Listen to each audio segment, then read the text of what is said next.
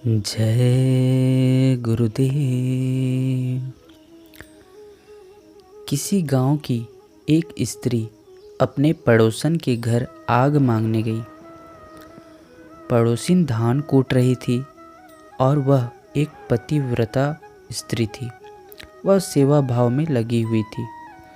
जब स्त्री ने आग मांगा तो पड़ोसिन ने धान कूटने के लिए जो मूसल ऊपर उठाया तो उसे हवा में ही छोड़ दिया। जब एक स्त्री आग मांगने के लिए गई तो जो पतिव्रता स्त्री थी उसने जिस मूसल से वो धान कूट रही थी उसे हवा में ही उछाल दिया और आग देने के लिए चल दी। उस स्त्री ने देखा तो उसे बड़ा आश्चर्य हुआ। वो जो आग मांगने आई थी वो देखी तो उसे बड़ा आश्चर्य हुआ कि यह कैसे संभव है कि वो अपने मूसल को ऊपर हवा में उछाल दी और वो हवा में ही रह गया। यह कैसे संभव है? तो उसने पूछा कि बहन, ये तुमने क्या जादू कर दिया है जो मूसल हवा में ही रुक गया?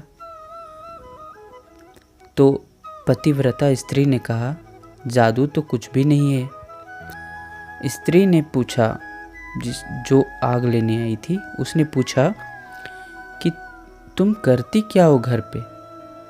तो पतिव्रता स्त्री ने बोला कि घर के कामकाज करती हूँ, पति की सेवा करती हूँ। वह आग लेकर फिर चली गई। उसने अपने पति से कहा कि मैं भी तुम्हारी आज से सेवा करूँगी। उसने सेवा शुरू की तो उसका पति भी उसकी सेवा से तंग आने लगा। फिर उसने पड़ोसिन से कहा कि जब मैं धान कूटने बैठूं तो इस बार तुम आग मेरे से मांगने आना। जो आग लेने आई थी वो पतिव्रता स्त्री के सामने जाकर यही बात बोल रही है कि एक बार तुम मेरे घर आना जब मैं धान कूट रही हूँ और तुम मेरे से आग मांगना। तो एक दिन फिर ऐसा आया कि एक दिन वो धान कूट रही थी और पतिव्रता स्त्री उनकी पड़ोसन जो थी आग मांगने आ गई।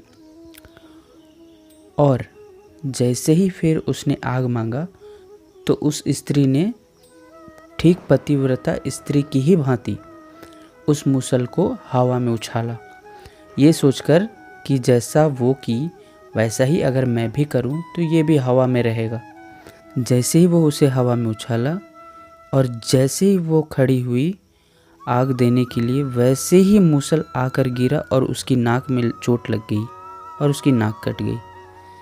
तो इस कहानी को सुनाते हुए स्वामी जी कहते हैं, स्वामी जी महाराज ने कहा कि नकल कभी मत करो, असलियत असलियत ही रहेगी। तुम देख कर नकल करोगे तो ये वास्तविकता नहीं है। तुम नकल करोगे तो नाक कट जाएगी। जय गुरुदेव।